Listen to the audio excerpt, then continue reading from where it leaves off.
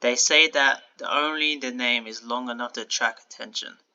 They also said that only a simple kata will have someone to solve it. This is a sadly story number 1. Are they opposite? Task. Give you 2 strings, S1 and S2.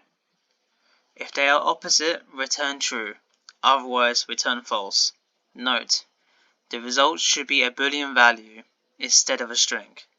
The opposite means all letters of the 2 strings are the same, but the case is opposite.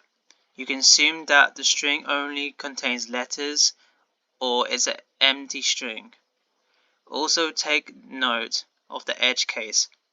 If both strings are empty, then you should return false, false, or false/false. So the examples: A, B, capital AB is true. A capital B, capital AB is true. A capital B, C, D, capital A, B, capital C and D is true. But capital A and B, capital A, lowercase b is false. And the last one is just a comma, is false. Right.